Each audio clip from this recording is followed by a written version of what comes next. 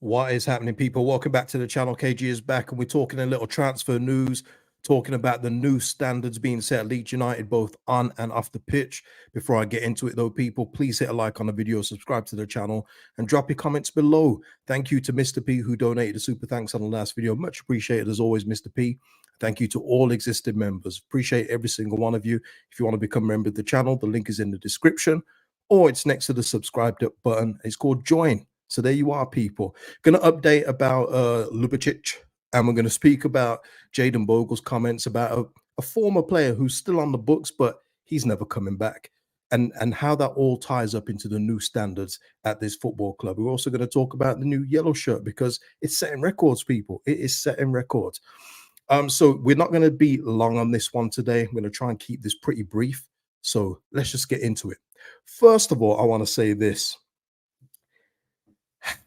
And I gotta say this, I'm very disappointed, people. I gotta say this. The amount of people that did not get the Dumb and Dubber reference in the last video, I'm embarrassed. I'm almost embarrassed. I legitimately had people telling me, KG, he's Austrian, not Australian, mate. Without any jokes, without any, they were actually trying to correct me in the voice I was doing. I couldn't believe it. I was like, wait a minute. How many people have not seen this movie? This is crazy. So I'm doing, g'day, mate. Let's put another shrimp on the barbie. I even say after it as well, if you know the movie, put it in the comments. And people legitimately saying, KG, he's like Verba from Austria, not Australia, mate. That's it, people. That's it. I guess everyone's movie knowledge ain't the same. I guess. Shout out to everyone in the chat, man. Appreciate you all, man. But yeah, listen, people, just in a little addition to Dejan Ljubicic in the offer that we've had rejected, it is said by Cologne that they want to keep the player and are willing to have him in that second division in order to help get them up and risk losing him for free. Now, yeah, Wilf, you were one of them, Wilf. You were one of them. I couldn't believe it. Now, whether it is that they're just playing hardball or whether there's a price they want Leeds United to get to, that seems to be their latest stance. Apparently, their new coach is Austrian too. Good day to him.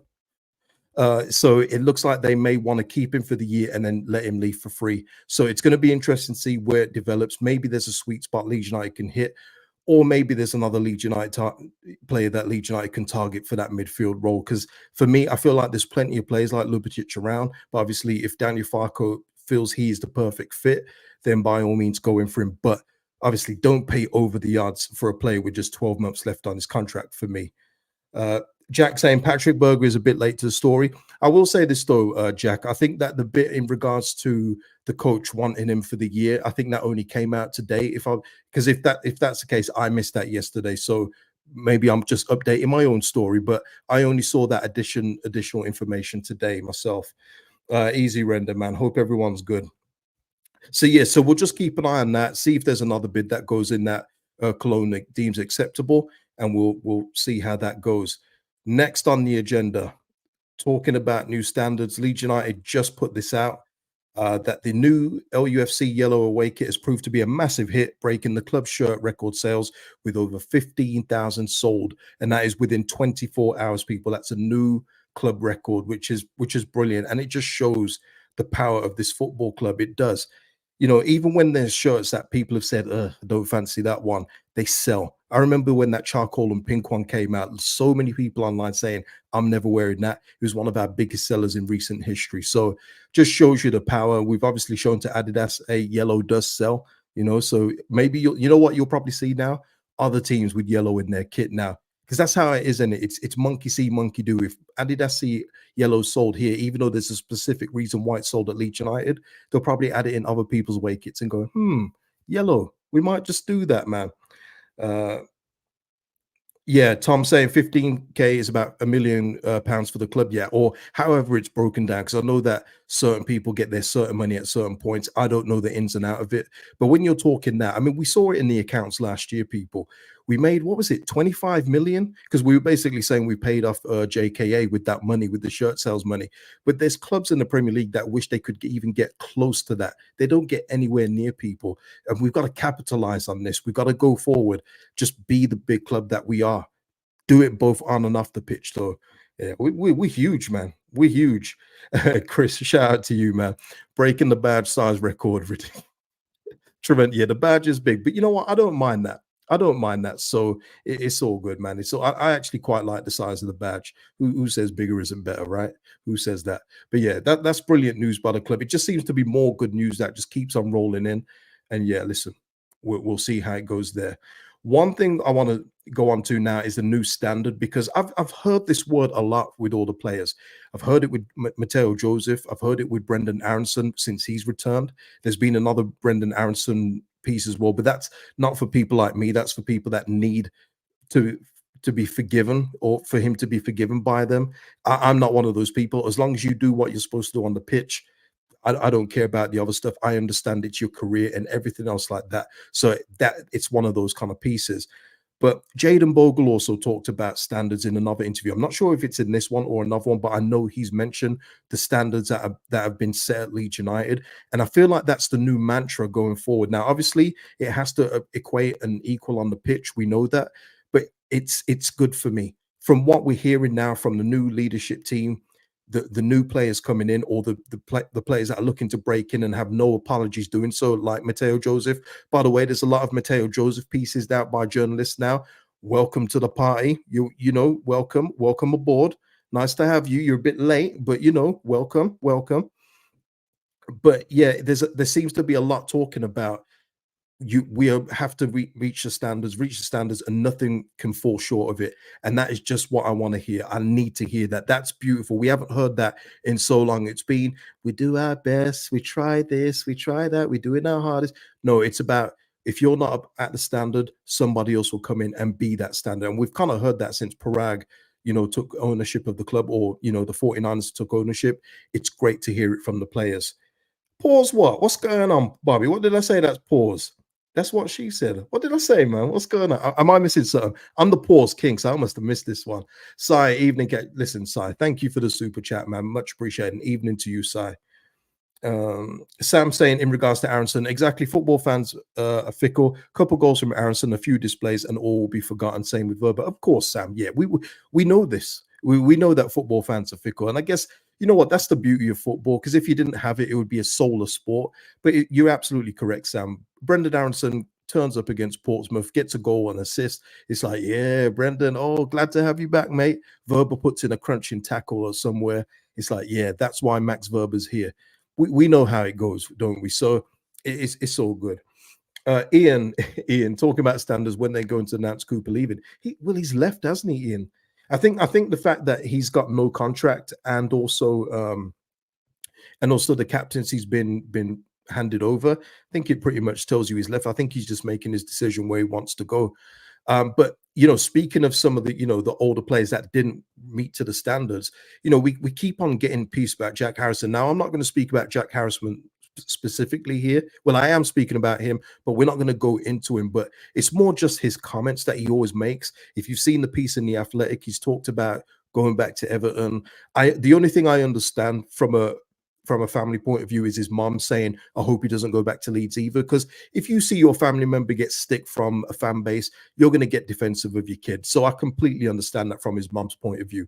The thing is with Jack, though, we know what we get with Jack. And he's pretty much saying the same thing he said over the past few years at Leeds United. Oh, yeah, I'd like to get 10 goals and 10 assists and all this stuff. Guys, how many times did we hear this with this guy? And he is somebody for me that embodies that he would never meet the new standard at this football club. He even tried to make excuses towards the end of the relegated year that he had injuries and here and there. Well, if they were that bad, you should have sat out and let Somerville, Nonto, Jorginho play, because we had better players on the bench while you was just hugging a starting spot whenever you were available. But yeah, there is that. But yeah, listen, he is the perfect example of somebody that would never meet the new standard with the current crop. And I'm just glad he's gone. Just hopefully we can just finalize his exit next summer and he can go permanently for me, because he's everything I just don't like in a player. Ability that's there, but you haven't got the belief in yourself to use it. He's even talking about England still. Good luck to that. Good luck with that. Mark saying, caught you live, KJ. Listen, man, shout out to everyone that's joining live. And listen, if you're watching the replay, just hit the notification bell. And whenever I go live or upload, you'll get the video notification straight away. Big G in the house. Thank you for becoming a member, Big G. Much appreciated for the support. Big up to you.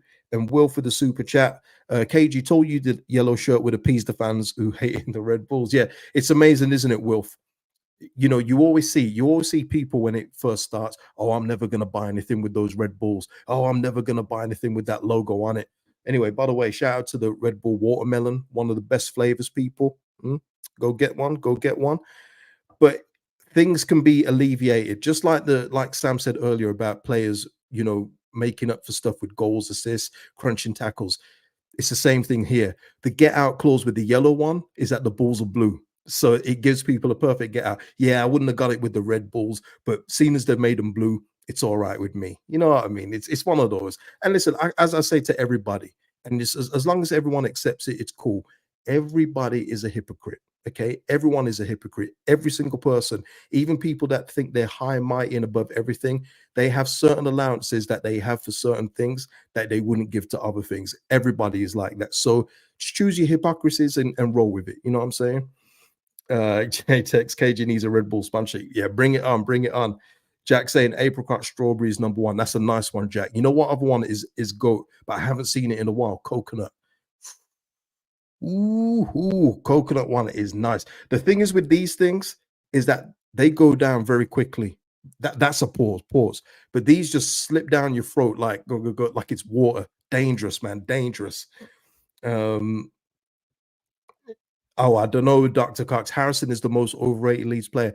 You know what, Dr. Cox? If he was still here, I'd probably agree. But I've kind of seen the situation switch since he went out on loan last year, and definitely again this summer. I think people have just kind of like, you know what? I'm not defending him anymore. He was average. Now, whether that's copium for them or whether they just miss him, I don't know. But I think people have come around to the fact that Harrison is exactly what you see year in year out. Flashes of goodness, but most of the time he's a ghost.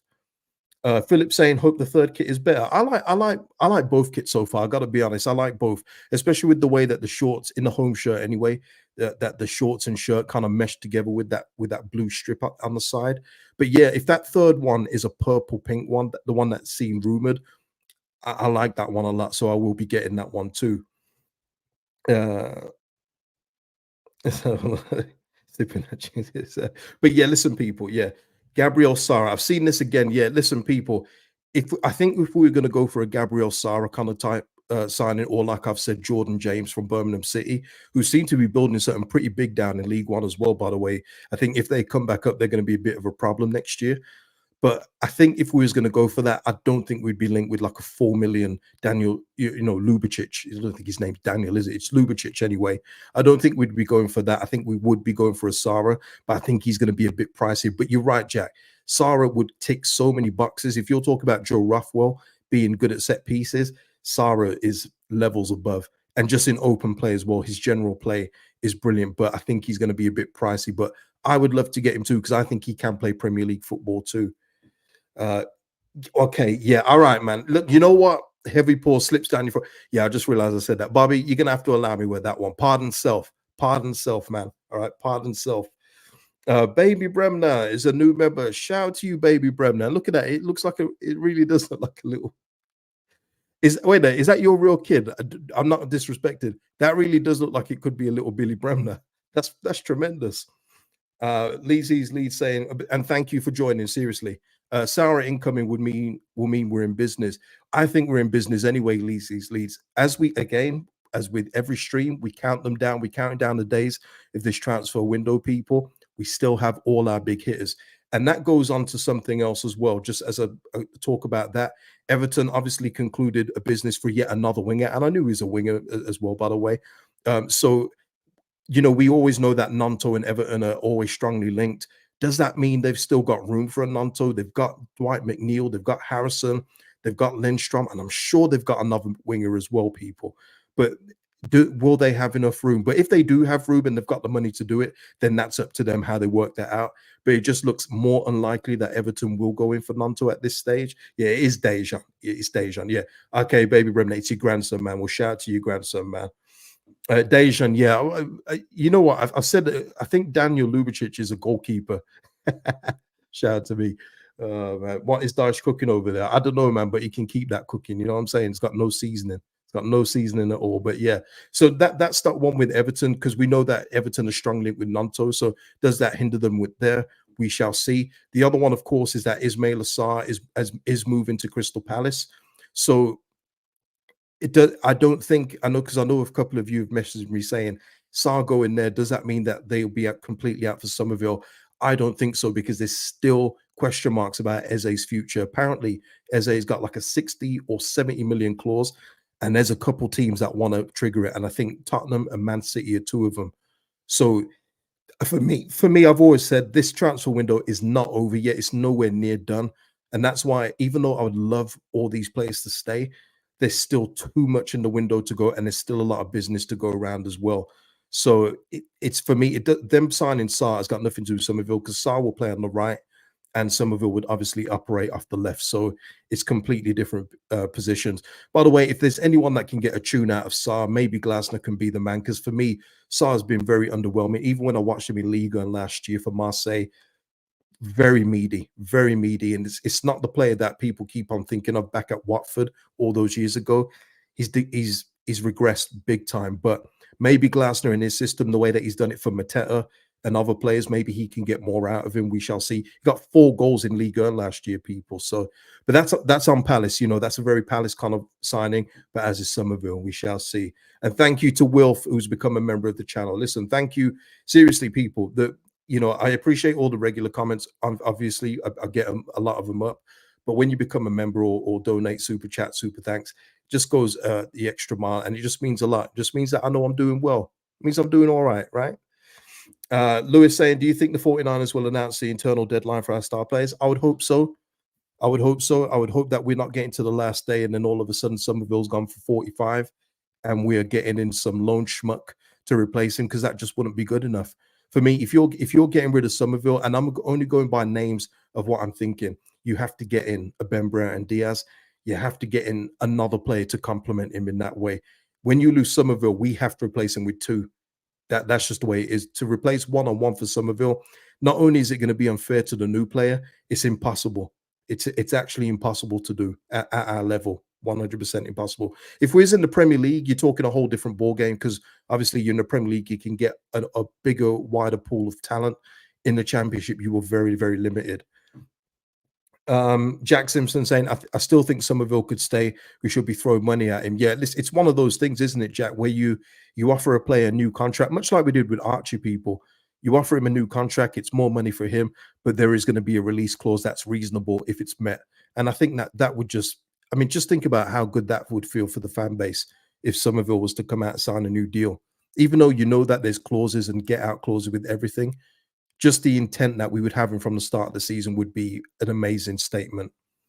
So that is it. And also just to update as well, because he's been somebody we've spoken about before, Ryan Sessegnon, he didn't end up at Crystal Palace in the end. He's returned to Fulham. So there you go. He signed on a 2-year deal. So Ryan Sessegnon is off the table as well in terms of left back options. But again, I know we're looking for a central midfielder. Please don't neglect the fullback. We need another one. Someone even said, I think, you know what? It was Russ, who was a member. He was talking about, if Verba's still here, then maybe he goes to left back. But I've already explained this before. We could be in a situation where Byram is being managed. We could have a suspension or injury in central defense, which is where Verba would go in next to whoever. And what if Firpo's injured as well, which is not out the realm of possibility. That's what I mean. You just leave yourself short. If you get in another fullback, yes, that fullback could be injured too. We know all that. But if you get in another body there, it just alleviates a whole lot of problems. And maybe DeBayo will be one that Daniel Farr could trust going forward. We shall see. We'll see after this training camp. But yeah, that's why I'm saying we need another fullback to cover, because Byram, as serviceably as he is at this level, he's very injury prone, as we've seen. Yeah, that's what I'm saying, people. Render. Yeah, we need 100%. If you leave yourself short, you're just going back into the same cycle we had last year, where if we had a centre back missing, someone important like a Rodon, we just look completely different. Strike went missing.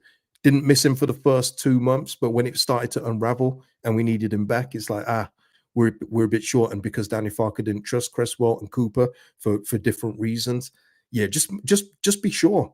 If the fullback comes in and doesn't hardly get any game time by January, they'll want to leave, and that's fair enough on them. But Just make sure. Just don't leave anything to chance, please. No, I don't think he has 1 year left. I'm sure he's got a couple years, Jack, because I think if Somerville had 1 year left, Jack, I think it would have been more widely reported. So I don't think so. I don't think so. But yeah, let me just see. Is there much else here? No, no, that is it. That is it, people. That is it for the show. I said I wanted to keep this pretty brief. I think I've done that. I think I've done that with that. But yeah. Wait. What's that? What's that? No, Richard, don't. First of all, Richard, please don't tell me what to do. This isn't a Leeds channel. This is my channel. All right. If you want to do Leeds stuff, you go make a channel. And I put Ryan Sessegnon up because he's been talked about on this channel before. So again, my channel, my rules. Don't like it? There are other channels for you. Ha. But yeah, listen, but yeah, we need Ian Hart 2.0. Absolutely beautiful. That would be nice, wouldn't it? But listen, people, that is it. By the way, big shout out to the Leeds United official content as well for putting out all the content. I think you guys have seen the breaking news. ITK sources say Somerville, Nanto fighting, etc. Seen the one today of Joseph Gray and Nanto doing the crossbar challenge. By the way, gotta say, Harry Gray, when you just quickly look at him, if you didn't know, you'd think Archie was back. Honestly, the way those two look the same is crazy. But yeah, I know, Richard, I'm joking, man. But listen, Harry Gray, I maintain, I feel like we're going to see him off the bench at some point this year, and he will score in the championship for us this season. Yes, I do. But yeah, listen, people, that is it for the show. Please like, subscribe, drop your comments, and I'll see you in the next one, people. Be good. Peace out.